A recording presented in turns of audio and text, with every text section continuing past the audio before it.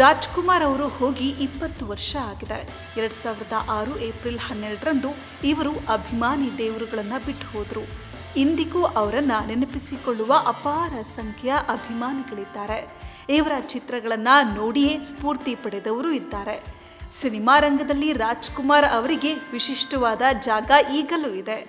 ಅಣ್ಣವರ ಪ್ರತಿ ಮಾತುಗಳನ್ನು ನೆನಪಿಸಿಕೊಳ್ಳುವವರು ಸಾಕಷ್ಟು ಜನ ಇದ್ದಾರೆ. ಆ ರೀತಿಯೇ ಜೀವಿಸಿ ಹೋದ ರಾಜ್ಕುಮಾರ್ ಅವರ ಸಾವು ಮತ್ತು ಜನ್ಮ 2 ಒಂದೇ ತಿಂಗಳಲ್ಲಿಯೇ ಆಗಿದೆ. ಇದು ನಿಜಕ್ಕೂ ವಿರಳವೇ ಬಿಡಿ. ಅಣ್ಣವರ ಸಿನಿಮಾಗಳು ಸಮಾಜಕ್ಕೆ ಒಳ್ಳೆ ಸಂದೇಶ ಕೊಡ್ತಾನೆ ಬಂದಿದ್ವು. ಈಗ ನೋಡಿದ್ರೂ ಉತ್ತಮ ಚಿತ್ರ ಅನಿಸುತ್ತೆ.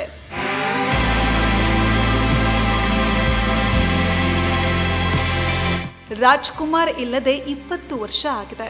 2006 ಏಪ್ರಿಲ್ 12ರಂದು ರಾಜ್ಕುಮಾರ್ ಅವರು ಎಲ್ಲರನ್ನೂ ಕೂಡ ಬಿಟ್ಟು ಹೋದರು.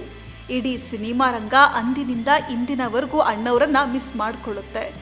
ರಾಜ್ಕುಮಾರ್ ಅವರ ಮಾತುಗಳಿಗೆ ಸದಾ ಬೆಲೆ ಇರ್ತಾ ಇತ್ತು. ರಾಜ್ಕುಮಾರ್ ಸಿನಿಮಾ ರಂಗದವರ ಮದುವೆಗೂ ಹೋಗ್ತಾ ಇದ್ರು. ಮಾಸ್ಟರ್ ಹಿರಣ್ಣಯ್ಯ ಅವರ ಮಗನ ಮದುವೆಗೂ ಹೋಗಿ ನವ ಜೋಡಿಗೆ ಶುಭ ಕೋರಿದ್ರು. ಸುಮಾರು ಹೊತ್ತು ಕುಳಿತು ಮದುವೆಯನ್ನ ಕಣ್ತುಂಬಿಕೊಂಡಿದ್ರು. ರಾಜ್ಕುಮಾರ್ ಅವರಿಗೆ ನಾನ್ ವೆಜ್ ಇಷ್ಟ ಆಗ್ತಾ ಇತ್ತು. ನಿತ್ಯೋತ್ಸವ ಕವಿ ನಿಸಾರ್ ಅಹಮದ್ ಅವರ ಮನೆಗೂ ಹೋಗಿದ್ರು. ಅವರ ಮನೆಯ ಊಟವನ್ನ ಅಷ್ಟೇ ಪ್ರೀತಿಯಿಂದಲೇ ಸವಿದಿದ್ರು. ಊಟದ ಘಮ ಹೋಗಬಾರ್ದು ಅಂತ ಕೈ ತೊಳೆದುಕೊಳ್ಳಲು ಕೂಡ ಇಷ್ಟಪಡಲಿಲ್ಲ ಅನ್ನುವ ಮಾತು ಕೂಡ ಇದೆ.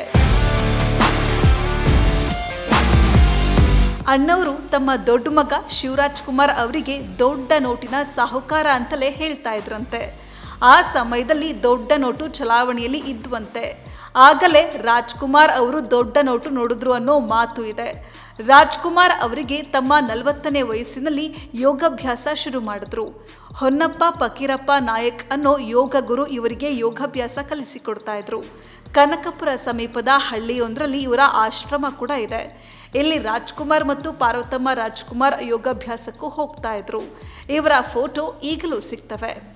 ರಾಜ್ಕುಮಾರ್ ಅವರು ಒಂದೇ ಒಂದು ಪರಭಾಷೆಯ ಚಿತ್ರ ಮಾಡಿಲ್ಲ, ಈ ಮಾತು ಕೂಡ ಇದೆ. ಆದರೆ ಇವರು ಒಂದು ತೆಲುಗು ಸಿನಿಮಾ ಮಾಡಿದ್ದಾರೆ.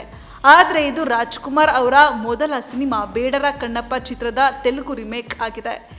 ಈ ಕಾಳಹಸ್ತಿ ಮಹಾತ್ಮ್ಯಂ ಹೆಸರಿನ ಸಿನಿಮಾ ಬಿಟ್ಟರೆ ರಾಜ್ಕುಮಾರ್ ಮುಂದೆ ಒಂದೇ ಒಂದು ಪರಭಾಷೆಯ ಚಿತ್ರವನ್ನು ಮಾಡಲಿಲ್ಲ. ಕನ್ನಡದಲ್ಲಿಯೇ ಇವರ ಸಿನಿಮಾಗಳು ಬಂದವು. 1963 ಮತ್ತು 1968ರಲ್ಲಿ ವರ್ಷಗಳಲ್ಲಿ ತಲಾ 15 ಚಿತ್ರಗಳು ರಿಲೀಸ್ ಕೂಡ ಆಗಿವೆ.